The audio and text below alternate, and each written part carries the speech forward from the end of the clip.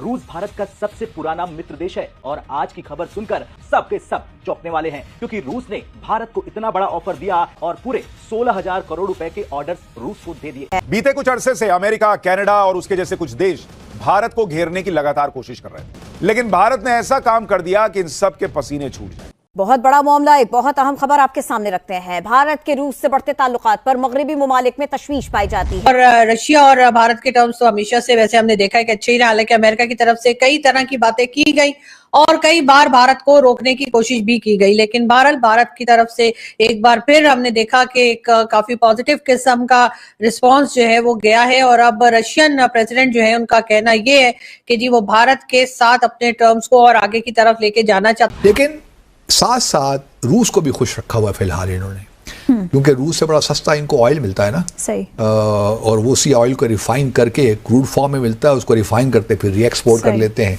तो पैसा कमा रहे हैं, उधर से भी कमा रहे हैं, इधर से भी कमा रहे हैं। लेकिन इंडिया जो है, how India took advantage of the entire situation. Russia उसको जो तारीफें कर रहा है वो इसलिए नहीं कर रहा, India didn't do it for Russia, India did it for India. आप क्या समझते हैं doctor Jaishankar and prime minister Modi जो पिछले 70-75 साल से एक नॉन अलाइंड पॉलिसी के ऊपर चल रहे हैं, क्या वो रशिया को खुश करने के लिए करेंगे? Never ever. को आप किस जानिब झुकता देखते हैं? देखिए, रशिया और भारत के ताल्लुकात तो हमेशा से बड़े अच्छे रहे हैं। जब सोवियत यूनियन भी था तो उस ज़माने में भी इन्होंने peace and friendship treaty sign की थी, भारत और सोवियत यूनियन उस ज़माने में, तो उनके ताल्लुकात उस ज़माने में तो बहुत ही ज़बरदस्त। और रशिया और भारत के टर्म्स तो हमेशा से वैसे हमने देखा है कि अच्छे ही रहा, हालांकि अमेरिका की तरफ से कई तरह की बातें की गई और कई बार भारत को रोकने की कोशिश भी की गई, लेकिन बहरहाल भारत की तरफ से एक बार फिर हमने देखा कि एक काफी पॉजिटिव किस्म का रिस्पांस जो है वो गया है। और अब रशियन प्रेसिडेंट जो है उनका कहना ये है कि जी वो भारत के साथ अपने टर्म्स को और आगे की तरफ लेके जाना चाहते हैं। और ना सिर्फ ये, बल्कि उन्होंने ये भी कहा है कि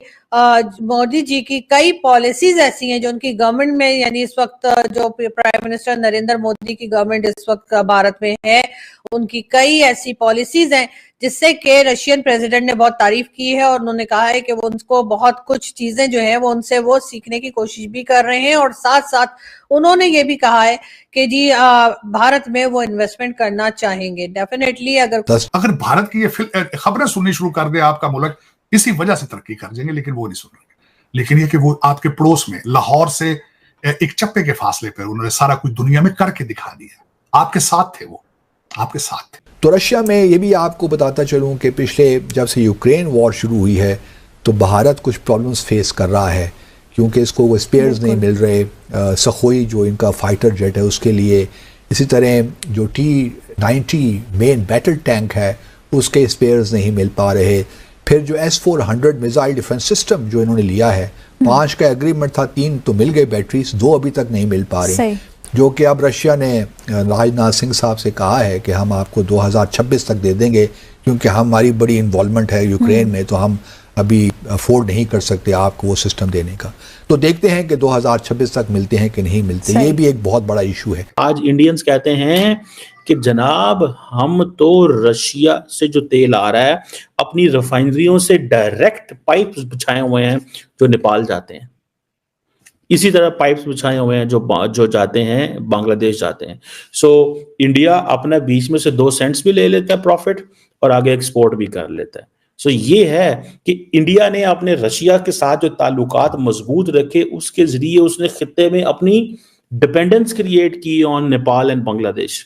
आज जब वो कहते हैं कि जी हम आज सप्लाई बंद कर दें, ठीक है जी, अदानी के पैसे आपने देने हैं, तो आपको क्या लगता है कि this is something very interesting.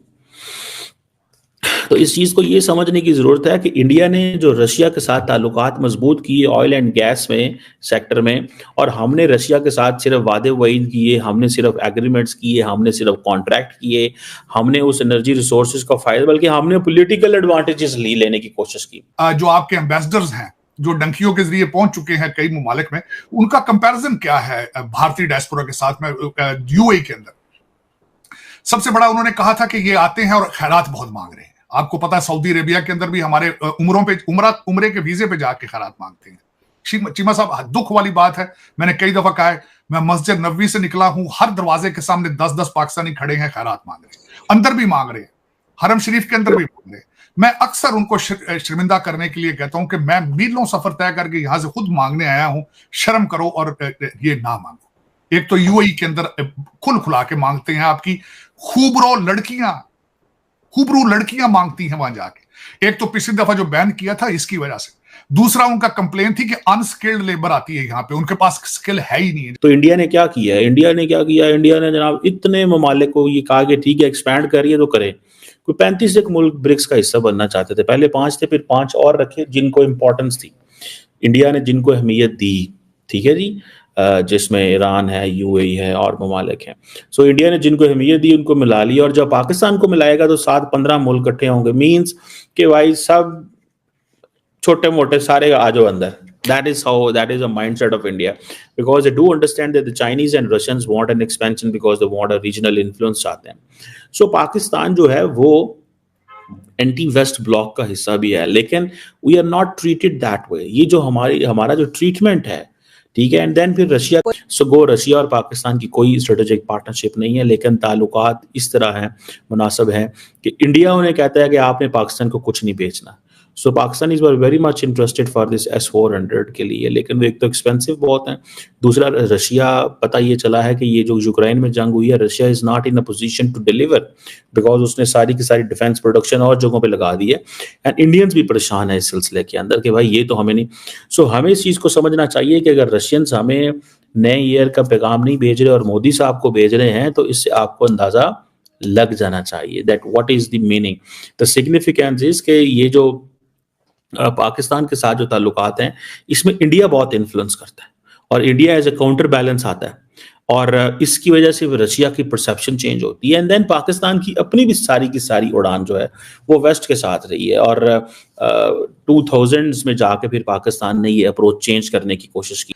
जी तो दोस्तों, जैसा कि आपने आज की इस वीडियो में पाकिस्तानी मीडिया का रिएक्शन देखा है, तो दोस्तों इस टाइम पे पाकिस्तानी मीडिया में इस बात को लेकर काफ़ी ज़्यादा चर्चा की जा रही है कि एक जानिब तो भारत के जो रिलेशंस हैं, भारत के जो संबंधन हैं वो अमेरिका के साथ भी ठीक हैं, और दूसरी जानिब भारत के जो रिलेशंस हैं वो शुरू से रशिया के साथ भी ठीक हैं। तो इस हवाले से पाकिस्तानी मीडिया बल्कि पूरी दुनिया के मीडिया पे चर्चा की जा रही है कि रशिया के साथ भारत के इतने अच्छे संबंधन किस तरह से हैं। तो इस हवाले से पाकिस्तानी मीडिया का रिएक्शन आपने आज की इस वीडियो में देखा है। सो अगर वीडियो अच्छी लगी हो तो वीडियो को लाइक और चैनल को लाजमी सब्सक्राइब कीजिएगा। तो हाजिर होते हैं एक नई वीडियो लेकर।